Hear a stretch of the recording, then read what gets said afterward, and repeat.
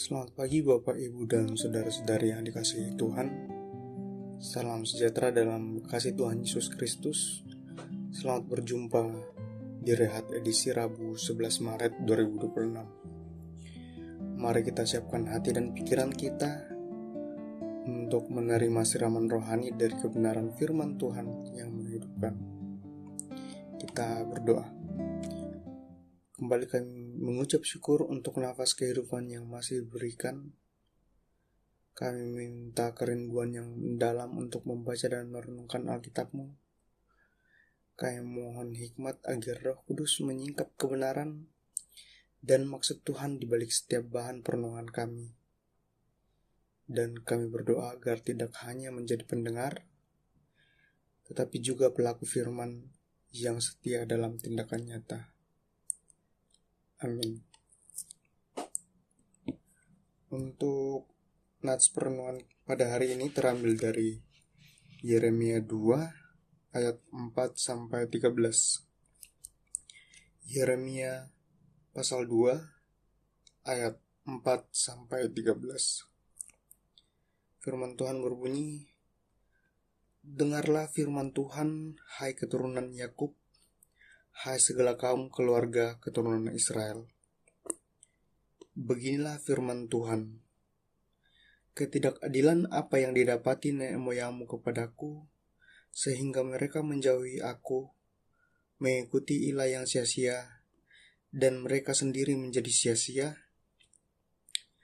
Mereka tidak lagi bertanya, di manakah Tuhan yang menuntun kita keluar dari tanah Mesir, yang memimpin kita di padang gurun, di tanah yang tandus dan berlekak-lekuk, di tanah yang sangat kering dan gelap, di tanah yang tidak dilintasi orang dan tidak dihuni manusia.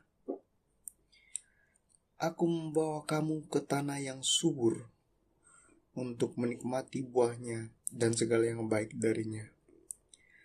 Akan tetapi, segera setelah kamu masuk, kamu menajiskan tanahku. Tanah milikku telah kamu buat menjadi hal yang menjijikkan." Para imam tidak lagi bertanya, "Di manakah Tuhan?" Orang-orang yang menjalankan hukum tidak mengenal aku lagi, dan para gembala memberontak terhadap aku. Para nabi berbuat demi Baal, mereka mengikuti ilah-ilah yang tidak berguna. Sebab itu, aku akan berperkara lagi dengan kamu, demikianlah firman Tuhan. Dan dengan anak cucumu, aku akan berperkara juga. Menyeberanglah saja ke pulau-pulau yang orang Kitim dan lihatlah. Utuslah orang ke Kedar dan perhatikanlah dengan sungguh-sungguh.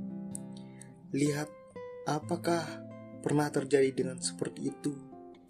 Pernahkah suatu bangsa menukar ilahnya, padahal ilah-ilah itu bukan Allah? Namun umatku menukar Allahnya yang mulia dengan ilah-ilah yang tidak berguna. Tertegunlah atas hal itu, hai langit, gemetarlah dan terheran-heranlah dengan sangat. Demikianlah firman Tuhan. Sebab umatku melakukan kejahatan ganda. Mereka meninggalkan aku sumber air hidup dan menggali tempat penampungan air bagi mereka sendiri, penampung yang bocor yang tidak dapat menahan air. Amin. Dalam perenungan kita diberi judul Ketika Tuhan Kecewa, atau dalam bahasa Toraja, Ton naminasan tu puang. Tidak dapat dipungkiri, ada saat kita menyaksikan atau mengalami kebaikan dibalas dengan tutur atau perilaku tidak hormat. Semua ini pernah dialami oleh orang yang tulus, yang mengabdikan dan menghidupi kebaikan di dalam dunia.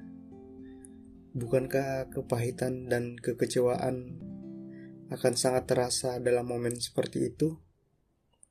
Iya, Demikianlah kenyataannya, dan Tuhan pun juga merasakan hal demikian. Bacaan hari ini dipenuhi perasaan kecewaan Tuhan kepada orang Israel. Tidak ada ilah-ilah dari bangsa lain yang sanggup menyamai kasih dan kuasa Tuhan. Betapa tidak. Semuanya adalah benda mati, sedangkan Tuhan adalah sumber air kehidupan.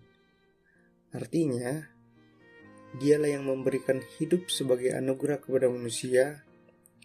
Tidak hanya itu saja, orang Israel bahkan dibebaskan dari Mesir dengan segala tanda, mukjizat, dan mereka menikmati buah kebaikan Tuhan di tanah Kanaan. Seiring berjalannya waktu, mereka melupakan Tuhan dan menukar kepercayaan kepada ilah-ilah lain. Hal tersebut dapat dimaknai sebagai orang yang tidak tahu bersyukur dan menyalahgunakan rahmat Tuhan, dan tentunya hal ini adalah dosa. Kitab Yeremia menyampaikan rasa kecewa dan peringatan keras dari Tuhan supaya umat berbalik kepadanya, dan bahwa agar tidak ditimpa malapetaka. Maknanya bagi kita ialah jangan pernah mengecewakan hati Tuhan. Syukurilah rahmat Tuhan yang selalu memberi kita kehidupan. Kepenuhan rahmat Tuhan ialah pribadi dan karya Yesus Kristus. Betapa baiknya Yesus Kristus kepada kita sehingga rela berkorban dalam kebaikannya sehingga kita beroleh hidup. Seseorang tidak harus ditimpa penghukuman terlebih dahulu lalu bertobat. Justru kita harus senantiasa mensyukuri rahmat Tuhan sejak dahulu kala sampai selama-lamanya. Jangan mengecewakan Tuhan. Amin. Kita berdoa. Tuhan yang baik, terima kasih atas firman-Mu yang telah menegur dan menguatkan kami. Kami meminta agar firman Tuhan mengubah sifat, pola pikir, dan perilaku menjadi serupa dengan Kristus. Kami juga berdoa agar kasih akan Alkitab mendorong setiap pribadi lepas pribadi untuk membagikan kabar baik dan menjadi berkat bagi lingkungan kami. Demikianlah renungan kita pada hari ini. Kiranya damai sejahtera Allah menyertai langkah saudara sepanjang hari ini.